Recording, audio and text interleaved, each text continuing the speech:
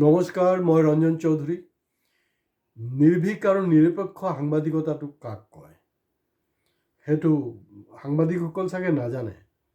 কাৰণ মই এইবিলাক বিষয়ত মই কথা পাতি আছোঁ, আজি নহয় বহুত আগৰ পৰা পাতি থাকোঁ। সেইকাৰণে আপোনালোকে প্লিজ ছাবস্ক্ৰাইব কৰিব। আৰু সেই আগৰ কথাখিনিৰ লগত আজিৰ এপিছডতো কিন্তু লিংক আছে। এতিয়া চিম্পুল কথাটো হ'ল, বাজপেয়ী ভৱনেৰ যে 501 নম্বৰ কোঠা যোনটো আছে সেইটোক লৈ চৰ্চা হৈছে।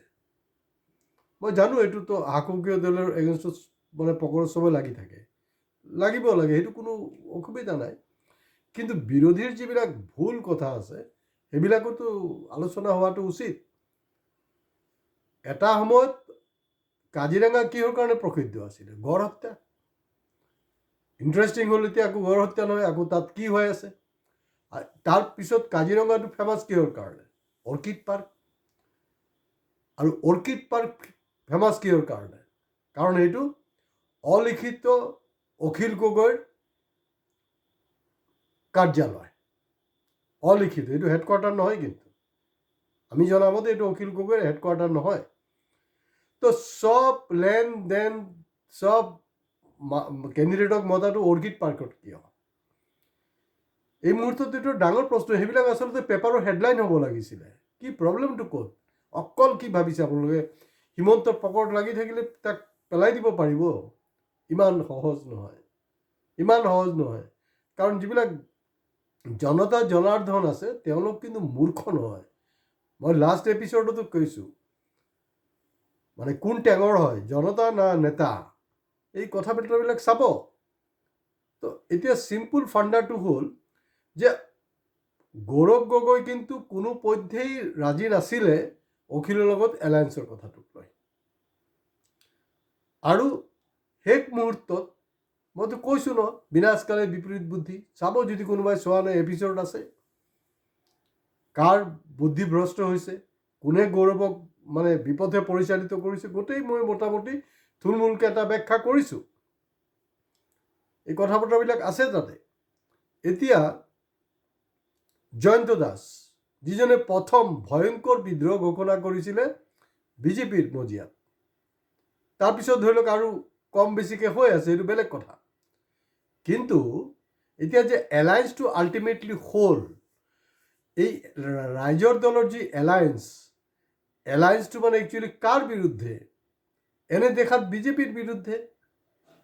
কিন্তু তাৰ অন্তৰ্নিহিত যিবিলাক কাৰবাৰ, যি ঘটনাবিলাক আছে, সেইটোত কিন্তু বাৰে প্ৰতি প্ৰমাণ কৰি আছে যে সেইটো আচলতে এই এলায়েন্সটোৱে মেইন টাৰ্গেট হ'ল বিজেপি নহয়, মেইন টাৰ্গেট হ'লগৈ কংগ্ৰেছ, পাৰ্টিকুলাৰলি গৌৰৱ গগৈ। কাৰণ চাওক, এতিয়া জয়ন্ত দাস তেওঁ যেতিয়া বিদ্ৰোহ ঘোষণা কৰিলে, তেওঁকতো মাতিব লাগিছিলে। তেখেতক মাতিব লাগিছিলেতো যে আপুনি আমাৰ দলৰ প্ৰাৰ্থিত্ব গ্ৰহণ কৰক। আৰু জমনি কি জানেনে? একদম ইণ্টাৰেষ্টিং। মই বিচাৰোঁ অখিল গগৈ যদি দম আছে নহয়, তেওঁ মোৰ ওপৰত মানহানি কেছ দিয়ক। খুব লেকচাৰ মাৰি থাকে নহয়, ৰঞ্জন চৌধুৰীৰ ওপৰত মানহানি কেছ দিয়ক, তোৰ যদি দম আছে। অখিলৰ অকাত কিমান মই আজি কৈ আছোঁ আপোনালোকক।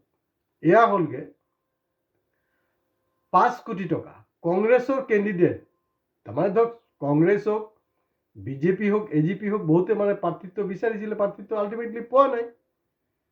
কিন্তু তেওঁলোকক অফাৰ দিয়া হৈছে যে আপোনাক আমি প্ৰাৰ্থিত্ব দিবলৈ ৰাজি আছোঁ, আপুনি কণ্টেষ্ট কৰক, আপোনাৰ টকা পইচা কিমান আছে? তো কোনোবাই কয় যে মোৰ 25 লাখ 20 লাখ টকা আছে, তাতকৈ বেছি মই খৰচা কৰিব নোৱাৰিম।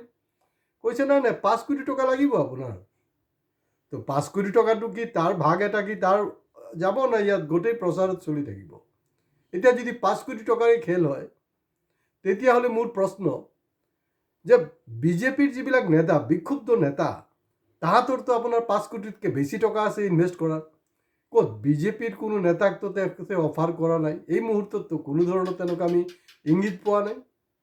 এই চাওক, এইটো ভগৱানো চিমটমছ দিলে, কিন্তু চাউণ্ড এটা পাইছে নহয় আপোনালোকে? সেইটোৱে যে মই কথাবিলাক কেনেকৈ টু দি পইণ্ট কথাটো পাতি আছোঁ। এতিয়া মৰিয়ানী সমষ্টি এইটো এটা ঐতিহাসিক কংগ্ৰেছৰ সমষ্টি।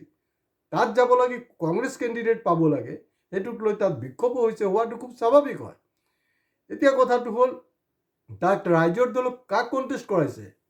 একজন শিক্ষয়িত্ৰী, তেওঁতো চাকৰি এৰাইছে, হয়তো টোপ দিছে, তই চাকৰি কৰিবি কি? মইতো বোলে পলিটিক্সত আহি বহুত মাল কমালোঁ, তই ইয়াত সোমাই যা। ডেফিনেটলি তেখেতকো নিশ্চয় ক'ব লাগিব যে তুমি 5 কোটি টকাৰ বন্দোবস্ত কৰা, তেতিয়াহে টিকেটটো দিয়া হ'ব।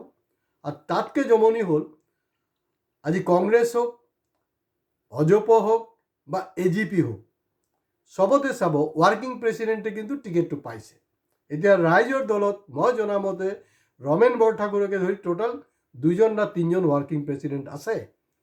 তাৰ মাজতো কিন্তু একজনো টিকেট পোৱা নাই। ইয়াৰ ৰহস্যটো কি? তো গতিকে অখিলক যি ঔকাত মই আজি আপোনালোকক ফাদিল কৰিলোঁ, আৰু অসমৰ কোনো টিভি এংকাৰ, কোনো সাংবাদিকৰ যদি দম আছে, সেইটো লাইনত কম কথা পাতক। আৰু মই ৱেলকাম জনাইছোঁ, মই প্ৰত্যাহ্বান জনাইছোঁ অখিল গগৈক যে মোৰ ওপৰত মানহানি কেছ দিয়ক, তাৰপিছত বোলে আপোনাক পূৰা কাপোৰ কানি খুলি কোৰ্টত মই এৰি দিম। আজি ইয়াতে শেষ কৰিছোঁ। ভিডিঅ' শ্বেয়াৰ কৰা, লাইক কৰাৰ লগতে প্লিজ প্লিজ প্লিজ আপোনালোকে কিন্তু ছাবস্ক্ৰাইব কৰিব।